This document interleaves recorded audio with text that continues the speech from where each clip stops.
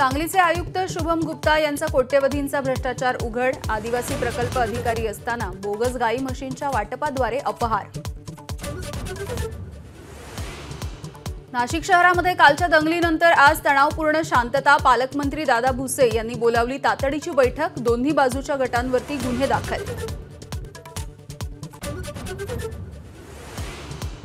रामगिरी महाराजांच्या वादग्रस्त वक्तव्याचे संभाजीनगर आणि अहमदनगरमध्ये पडसाद। 2 ठिकाणी गुन्हे दाखल। रामगिरी महाराज मात्र वक्तव्यावर ठाम। पुण्यामध्ये माझी लाडकी बहीण योजनेचा आज राज्यस्तरीय शुभारंभ। एका क्लिकवर जमा होणार 1 कोटीपेक्षा अधिक महिलांच्या खात्यावरती 3000 रुपये। लाडकी बहीण योजनेचा आज पुण्याच्या बालेवाडीमध्ये भव्य सोहळा। वाहतूक कोंडी टाळण्यासाठी महामार्गावरची अवजड वाहनांची वाहतूक 24 तासांसाठी बंद।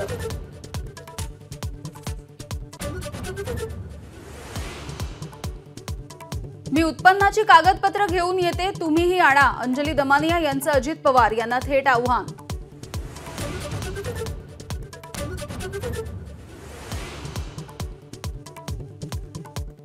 भाजपच्या नव्या राष्ट्रीय अध्यक्ष निवडीसाठी आजपासून प्रक्रिया सुरू। दिल्लीमध्ये राष्ट्रीय पदाधिकाऱ्यांची आज बैठक। मोदी करणार बैठकीचा समारोप।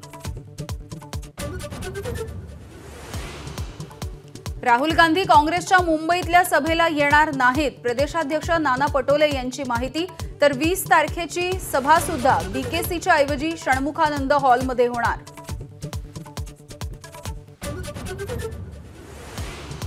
जुलैमध्ये 67,000 मेट्रिक टनांनी कांदा निर्यात घटली। कांद्याबाबत सरकारची धरसोड वृत्ती नडली। निर्यातीचा आलेख घसरता।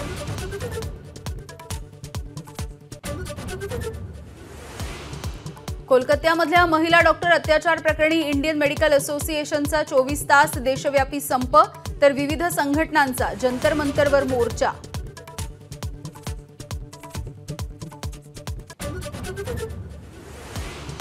उत्तर प्रदेशच्या कानपूरमध्ये साबरमती एक्सप्रेसचे 22 डबे रुळावरून घसरले। रुळावरील वस्तूला इंजिनाची धडक। आयबी यूपी पोलिसांकडून तपास सुरू। रेल्वे मंत्र्यांची माहिती।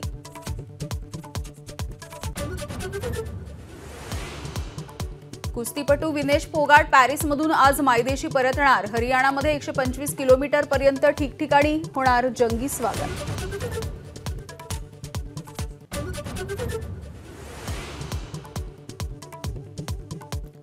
दिल्ली हायकोर्टाचा कुस्ती महासंघाला दणका। महासंघावरती पुन्हा एकदा हंगामी समिती। बजरंग पुनिया, विनेश फोगाट, साक्षी मलिकच्या याचिकेवरती निर्णय।